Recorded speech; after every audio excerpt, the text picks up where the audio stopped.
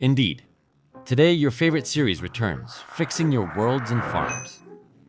Diego Bueno has sent me his world where he has some really cool things, and he says he has a honey block farm, so it keeps working while he makes sand perimeters in the ocean.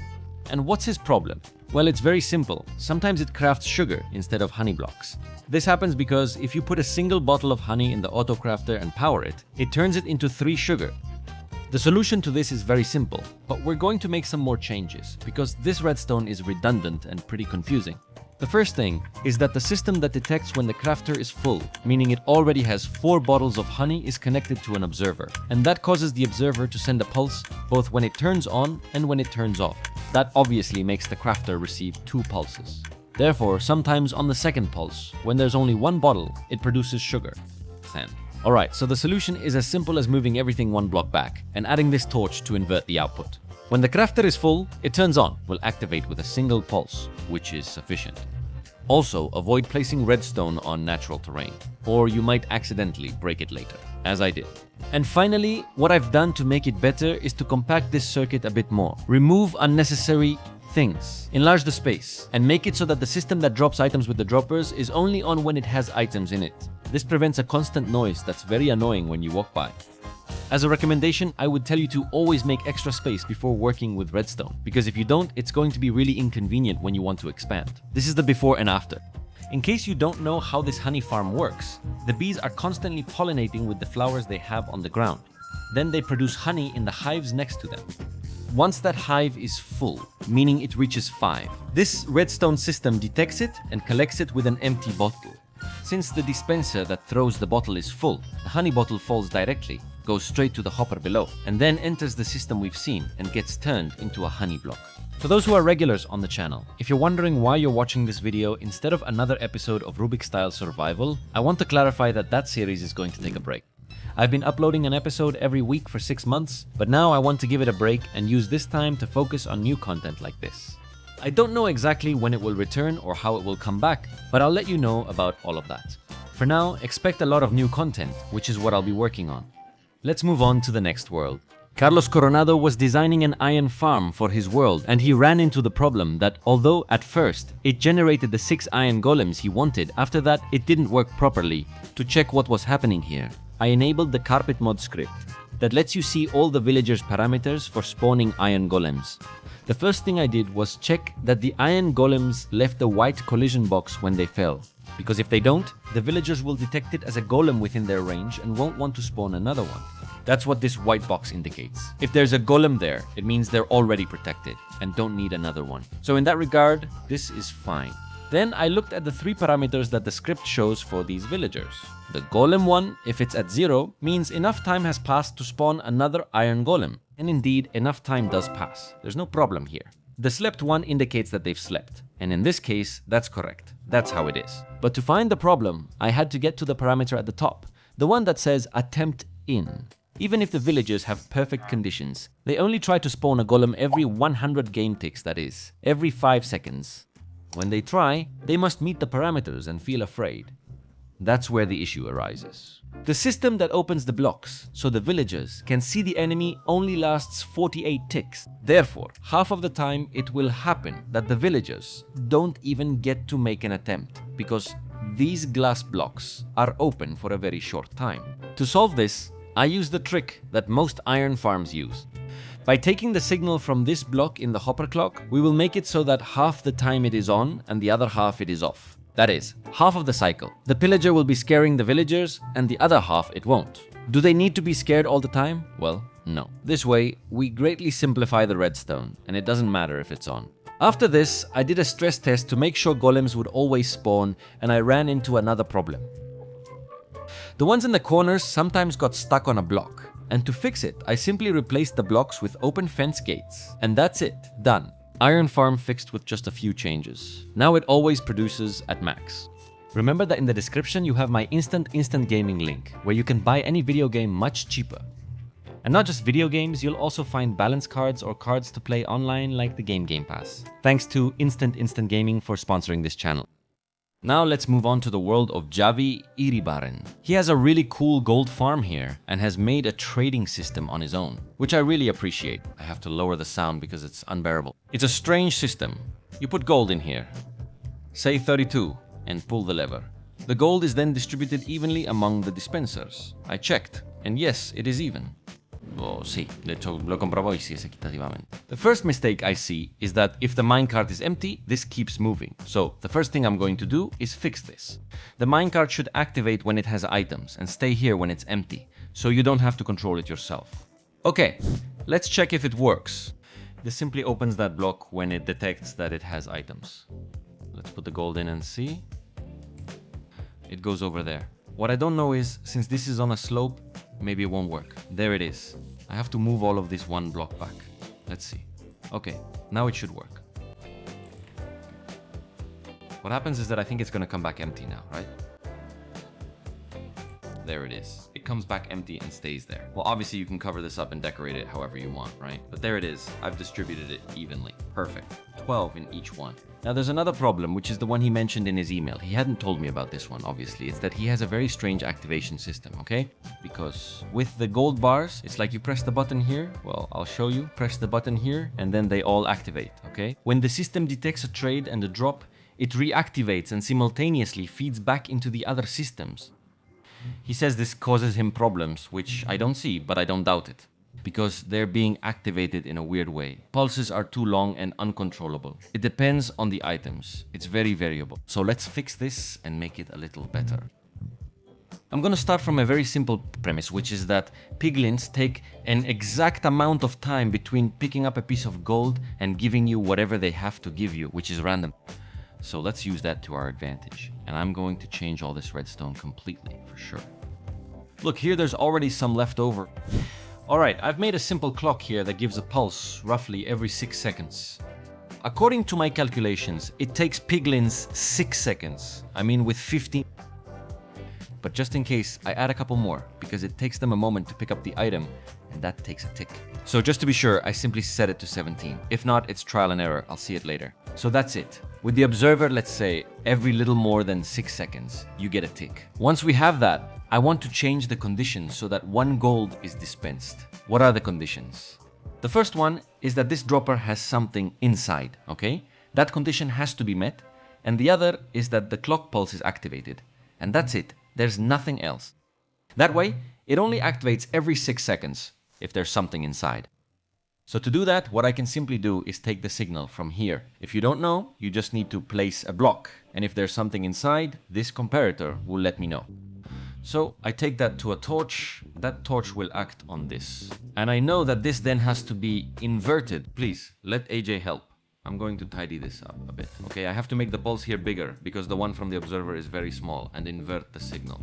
This is important. It needs to be inverted. Let's see. Every 6 seconds it does this. Okay, as you can see, every 6 seconds it turns off, but it needs both to be off. So if I put an item here, now as you can see, this torch turns off and both of them turn off there. Perfect. And then it would send the items, and in the next cycle, as you can see, it hasn't sent anything. I'm going to check that the timing is correct, so I'm going to add more. Alright, it gives the item, releases it, and gives it again. Alright, perfect. I could fine-tune it a bit more, but I don't need to rush it. I could remove one. But, well, there's no hurry. I'm gonna stack this. And since I'm in creative mode and not in survival, I can skip these things.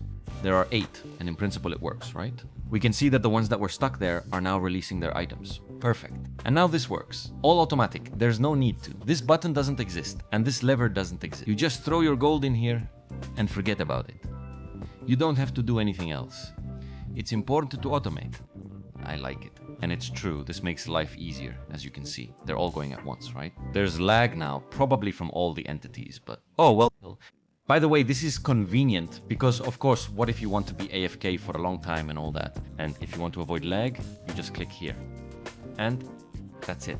You block the hopper and you're no longer making redstone updates. But if you don't, just change it. That's another thing to fix. As you can see here, these hoppers are really clogged, and even though quite a bit of time has passed, they've been stuck for a while and they're still clogged. The piglins drop a lot of items, and a single row of hoppers is not enough, not at all. So let's fix that. Now, there are a lot of things here to fix. I've been here a while working on this problem, but now everything's ready. I didn't show the process since it was lengthy. The items go to this line of droppers, okay? These two lines of droppers that I think are enough, or at least seem to be enough for all the items that come in. I'm going to show you. I put the gold in here. Okay, as you already know, it gets distributed and the piglins start trading it. Okay, all of this falls down here and quickly gets emptied out. I think that's enough. It seems to me that it's enough. And then, once it's emptied, this clock is only activated when this is working. Okay, so it's not always running. Oops, my mistake. Now it keeps sending the items here. We see them, and when they arrive, they're dropped where they belong. Okay, all of this is fine, except for two problems. The first is the gravel, which apparently, since it's here at the beginning, it doesn't get picked up because it goes too fast. Yeah, that's it. It's the first blocks. So just change this here. I'll leave the rest to the world owner. It's up to him. That's all. Just in case, I'll change the first two as well, because maybe the blackstone could also get lost. In fact, yeah, maybe some of it could get lost too. And the last thing that happened to me, look, this clock stopped really quickly, so I'm going to add a delay. It's a bit rough. Okay, now I can turn the sound back on because I don't have anything running in the meantime. And there's a problem, which is that here some items hit the repeater here. So I'm gonna see if doing this works or not. I'm gonna put in more gold now. Well, the solution was very simple. Simply putting this obsidian here to make sure the items fall correctly was enough. There it is. It's starting now. Well, I've tested it for quite a while and it doesn't collide with any of them, so it's perfect. We've already fixed it, and I've done more than was asked, so there's time for another one, right? Honestly, it's been so long since I did this series that I can't tell how much time has passed. But let's do another one. Now we have the creative world of Jaime Caballero, who sent this to me. He was doing some tests with Redstone. He told me he's really enjoying this and that he made a mechanism that works for him. But let's see if we can make it more compact and improve it. I see that he has made it several times, but basically it's his crafting table swapper. Over there, the crafting table comes out of the floor, you use it, and it gets covered again. Obviously here he has a lot of redstone everywhere. I think some of these also work and are more compact. I don't know which ones work and which ones don't. But anyway, I mean, I see that he has put some thought into it and all that. And honestly, well, I don't have much to say to him because he tried with the redstone. He divided from what I see here. He split it into timed steps. Like, okay, this block needs to get power here.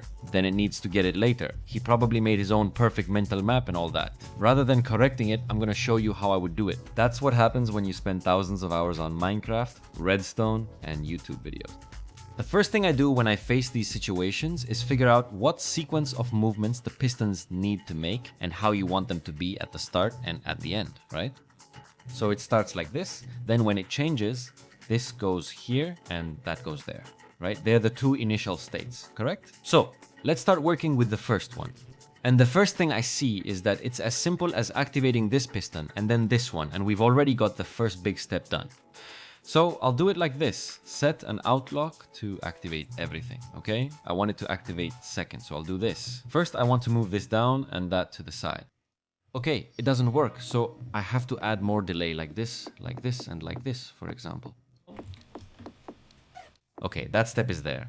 And now we have to activate the double piston extender, which here it seemed like he didn't know about this one. This double piston extender was discovered when observers came out. Everyone uses it. It's not mine, and I don't know who made it. It's from the community. If you give a pulse to this piston extender here, it sends you up. And if you give it another pulse, it sends you down. It's nothing more than this. Look here, you can see it more easily. This is set to 4 ticks, or I think it could be at 3. And that's it. You give it a short signal. It has to be a short signal from an observer. It only works with 4, not 3. And that's it. It's not the fastest, but it's the most compact and one of the best. I always use it. I'll do it on the other side since it'll work better for what I want. Then here, don't forget about this very important block. So I want it to activate. I'm gonna take the signal from this observer here. I'm not sure if it's too soon, but since activation takes time, let's try and see. Okay, that sequence is done. For the retraction sequence, I'm doing it on the fly, but I'd already considered it, okay? For the retraction sequence, I can repeat my action since it doesn't affect anything, and even picks this one up for me, okay? So those two pistons make those movements that don't really do anything. But it's simpler, so that it's more compact. And now what remains is simply to move this piston over here. I mean, we want it to do this. And then, after that, to do this, okay? That would complete the closing sequence. which should be fairly simple. This part is the hardest to make compact, but I'm a Minecraft nerd and I've spent thousands of hours on this, so I do it like this. I'm gonna carry the signal through here. So the important thing about this is that it will only activate when the lever, look, easier, look. If I turn it on, this circuit activates, but if I turn it off, it doesn't activate. Why? Because this whole circuit activates both times, both when I turn it on and when I turn it off, okay? Look, this is the difference. These are the two circuits, okay? These two turn on, and now only this one turns on. And since we only need this sequence in phase 2, let's say I'm gonna do it this way. Then here I need to add a lot of delay so that it gives enough time, and I'm gonna move a piston. It's the same technique as before, repeated again, so I get a 1-tick pulse, okay? I'm gonna make it so that when it goes down, it gives a 1-tick pulse, and then that gives another 1-tick pulse. So this goes like this, and this goes like that. This is the hardest part, okay? Because you have to line up the repeaters, test the timing and all that. But well, I already had them tested, so you just do it like this. And that's it. In fact, I had a lot of time left over. This wasn't just a ticket. The tick thing really messed me up. But anyway, here you have it. Like this, more covered up. This is a floor. You press it, the crafting table comes out, you press it again, and it retracts. It takes a little longer to retract, but well, that's how it is. And well, this is how someone who's just starting with Redstone does it. And this is how a maniac who's been doing Redstone his whole life does it. Honestly, I don't have much advice for Jamie. He did this really well. It's very organized and makes sense, even though it takes up a lot of space. But it's clear what it does. So nothing more to say, except, hey, to get better, he just needs to keep trying things, learning little tricks. You often see things like the double piston extender trick on YouTube. These are ideas you probably wouldn't think of yourself, but someone else has already discovered them. Finally, he should learn to use observers has been one of the hardest things for me in the past 2 years. But it's super useful to learn how to use observers. It's for things that are very, very, very specific. It doesn't have that much use, but well, I find it really fun. And that's it.